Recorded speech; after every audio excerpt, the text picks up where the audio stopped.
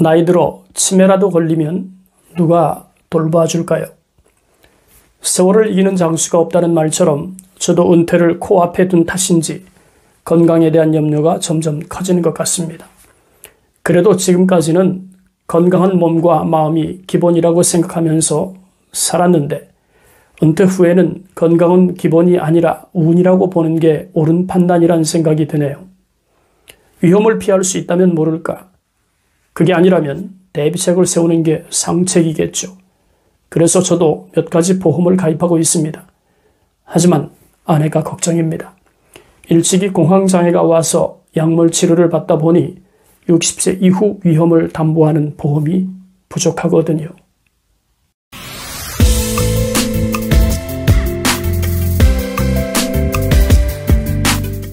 안녕하세요. 은퇴 유튜브를 운영하는 고갈TV 이종범입니다. EBS 다큐프라임 특별기획으로 출간된 100세 수업이란 책을 읽었습니다. 여러분도 기회가 되시면 꼭 한번 읽어보십시오. 저도 지금 삼독 중인데 볼 때마다 100세 시대를 어떻게 맞이해야 하는지 생각의 깊이를 더하게 하는 것 같습니다. 이상과 현실이 다른 것처럼 우리가 맞이하게 될 노후를 어떻게 다가서야 하는지 생각할 수 있는 책이니까 꼭 한번 읽어보세요. 그래서 오늘 영상은 간병, 결코 남의 집 이야기가 될 수 없는 이유라고 정했습니다. 오늘은 100세 수업 142페이지에 나오는 글을 인용해야 할 것 같습니다. 소제목은 아프면 누가 나를 돌봐줄까입니다. 내용을 추각하면 이런 내용입니다. 뇌출혈로 쓰러진 후 혈관성 치매를 앓고 있는 77세 엄마와 50세 딸의 이야기로 본문은 이렇게 시작이 됩니다. 오늘따라 어디가 불편한지 엄마의 짜증이 찼다. 물수건으로 얼굴을 닦아주니 손사래를 친다. 정도의 차이는 있지만 거의 매일 하는 일이다. 야야 하지마. 엄마 나이가 몇 살일까? 나이? 알아 77. 엄마 나는 내가 몇 살일까요? 47. 엄마의 기억은 딸이 47세일 때에 멈춰져 있다. 불과 1년 전만 해도 건강했던 엄마에게 갑작스레 잔인한 병이 찾아왔다. 엄마 본인은 물론이고 가족에게도 대비할 시간이 없었다. 간병은 큰딸의 몫이 되었다. 큰딸은 엄마의 손발이 되어 간병하느라 다른 가족은 돌볼 새가 없다. 주변 대부분이 요양병원을 권유했지만 혹시라도 엄마에게 안 좋은 일이 생길까봐 마음을 먹지 못했다. 엄마 기저귀 바꿔야죠. 바꾸지 마요. 바꾸지 마. 딸의 얼굴을 계속 때리는 어머니를 들어 올려 눕히면서 딸은 어머니의 눈을 맞춘다. 엄마 사랑해요. 엄마는 대답이 없지만 편안해 보인다. 그러면 되었다고 딸은 생각한다. 처음엔 받아들이기 힘들었다.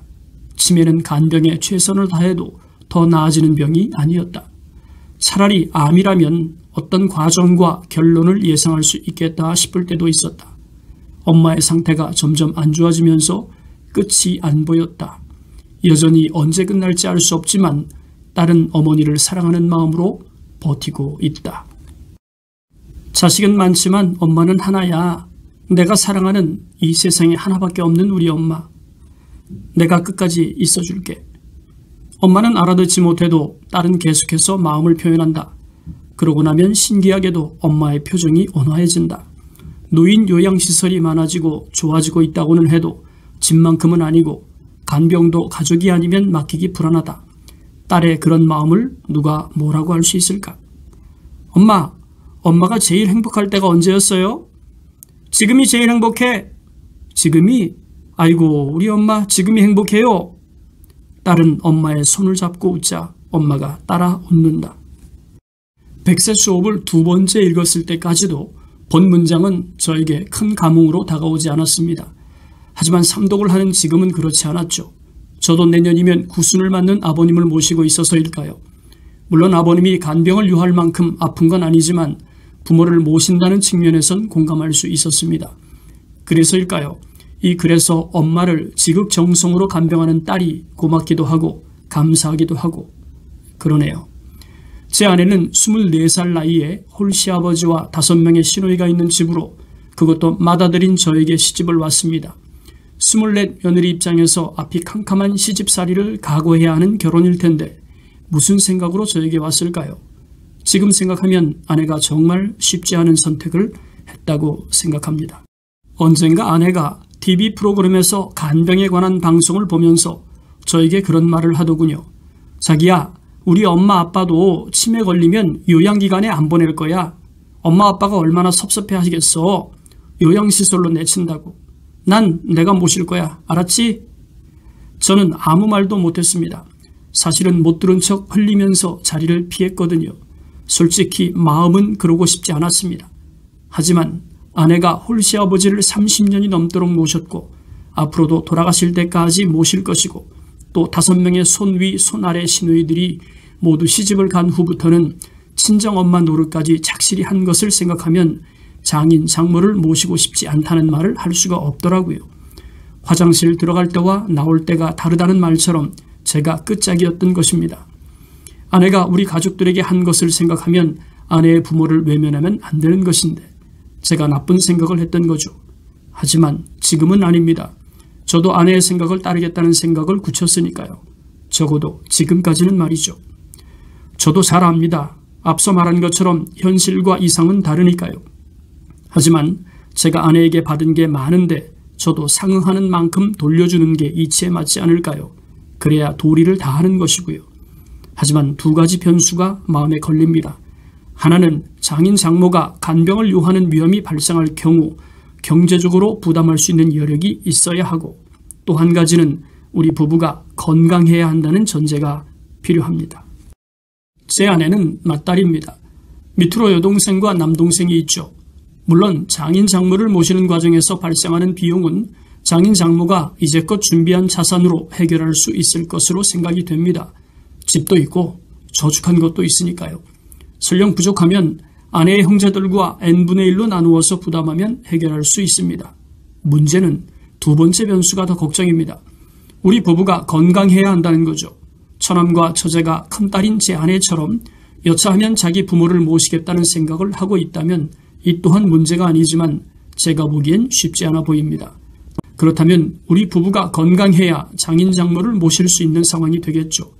현재 장인이 80세, 장모가 76세인데 아직은 건강하지만 노년 건강은 하루가 다르게 바뀔 수 있는 만큼 길어도 10년 내에 2분의 건강과 관련한 변화가 일어나지 않겠습니까?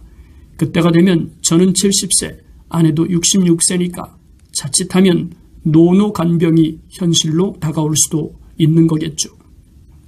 여러분은 어떻습니까? 혹시 부모님이 간병할 필요한 상황에 놓인다면 어떻게 하겠다는 보관을 가지고 있습니까? 예를 들면 재택간병을 할 것인지 시설간병을 할 것인지 자녀들 중에서 누가 간병인의 역할을 할 것인지 또 간병 비용과 치료비는 누가 어떻게 부담할 것인지에 관한 대책들 말입니다. 특히 형제들 중에서 맏아들이나 맏딸인 분들은 이런 문제를 외면하는 게 쉽지 않을 겁니다. 무책임하게 동생에게 떠맡길 수는 없으니까요. 어떤 결정이 내려지든 비용 문제가 가장 큰 부담으로 다가오겠죠. 그 때문인지 몰라도 형제들이 많은 집은 매월 회비를 모아서 부모님에게 발생할 수 있는 의료비로 충당하는 예가 많더군요. 저도 6형제인데 가구당 매월 5만 원씩 회비를 각출한 지 벌써 10수년이 되다 보니까 적지 않은 돈이 쌓이더군요. 다행스러운 것은 아버님이 큰 병으로 병원 신세를 져야 할 일이 발생하지 않았기 때문에 지금까지 모아두었던 돈을 허무는 일은 발생하지 않았습니다. 아버님이 구순을 바라보는 연세임에도 불구하고 건강하신 게 얼마나 감사한 일인지 모르겠습니다. 지금까지 자식인 저를 중심으로 부모의 간병에 대해 생각해 보았습니다. 문제는 우리의 부모님이 돌아간 그 다음입니다. 역할 체인지가 생기는 거죠. 지금까지 자녀였던 우리가 부모가 돌아간 후부터는 자녀들이 우리의 역할을 대신할 위치에 올 테니까요. 우리 집의 경우도 시간적으로 빠르면 10년, 길어도 20년 후엔 지금 제가 부모를 걱정하는 것처럼 제 자식들도 저와 아내를 걱정하겠죠. 그때가 되면 과연 제 자식들은 저와 아내와 관련해서 어떤 선택을 할까요? 아주 오래전 통계청 자료를 인용해 보겠습니다. 노부모의 생활비를 누가 부담해야 하는가? 2002년 통계에서 가족들이 노부모의 생활비를 부담해야 한다고 답변한 사람은 70.7%였어요. 8년이 지난 2010년에는 가족이 노부모의 생활비를 부담해야 한다는 답변이 36%로 급락합니다. 이 통계를 뒤집어 해석하면 노부모의 생활비는 부모 스스로 해결해야 한다고 생각하는 사람이 많다는 뜻 아니겠습니까? 이번엔 여성가족부에서 조사한 자료를 살펴보겠습니다. 청소년들에게 물었습니다. 할아버지 할머니가 가족인가? 여러분은 어떻게 생각하십니까? 답변이 분분하겠지만 보편적으로 시니어들은 당연히 가족이란 답이 많을 거예요. 하지만 청소년들은 생각이 조금 다른 것 같습니다. 2015년 자료에 따르면 할아버지 할머니가 가족이라고 답변했던 청소년은 67%였어요. 그런데 똑같은 질문을 2010년에 조사했을 때는 할아버지 할머니가 가족이라고 답한 청소년이 23%로 급락합니다. 이 또한 거꾸로 해석하면 설문에 응했던 77% 청소년은 할아버지 할머니가 가족이기보다는 그냥 아는 사람이라고 생각하는 것일까요? 마지막 통계입니다. 역시 2010년 통계인데요. 한국청소년정책문화연구원에서 조사한 것으로 청소년들에게 물었습니다. 반려동물이 가족인가? 어떤 답변이 나왔을까요? 반려동물 천만시대, 많이 들었던 말이죠. 저출산 고령화 등으로 국내 전체 가구의 절반 이상을 차지하는 1인 또는 2인 가구가 증가하면서 반려인구도 못지않게 증가했습니다. 모르긴 해도 설문에 응답했던 청소년들의 생각이나 여러분의 생각이 크게 틀린 것 같지는 않은데요. 반려동물이 가족인지 묻는 질문에 대해서 가족이라고 답한 청소년은 57%를 차지하고 있었습니다. 그렇다면 동일한 표본은 아니지만 설문에 답했던 청소년의 마음 한구석엔 할아버지 할머니가 반려동물보다 못하다는 생각을 하고 있는 것일까요? 설마 그런 건 아니겠죠. 하지만 마음 한구석은 편치 않습니다. 대를 거듭할수록 핏줄이 진해지기보다는 묽어지고 있다는 생각이 들기 때문이죠. 저도 강아지 2마리 키우는데 정말 가족만큼 어느 땐 정말 가족보다 더 가족처럼 느껴질 때가 있는 게 사실입니다. 아마 설문에 답했던 청소년들도 단순한 느낌을 그렇게 표현한 것이지 절대 할아버지 할머니가 가족이 아니라는 취지로 응답한 것은 아니라고 믿고 싶습니다. 얼마 전에 제가 업로드했던 은퇴 후 자식들의 노예가 되어 벌벌 떠는 부모가 늘고 있다. 이런 영상에 대한 여러분의 반응이 뜨겁더군요. 본 영상을 빌어서 감사의 말씀을 전하고 싶습니다. 또 본 영상을 보면서 부모와 자녀 그리고 손자녀의 관계를 다시 한번 점검해 보는 시간이 되었으면 좋겠습니다. 끝으로 시대의 석학이자 신사임당의 아들인 율곡 선생이 자녀 교육에 대해 말씀하신 내용을 공유하면서 마치겠습니다. 자식을 낳으면 철들 때까지 착하게 인도해야 한다. 이미 자란 다음에 바로 잡으려 하면 매우 어려울 것이다. 교육은 빠를수록 좋다. 여러분 행복하십시오.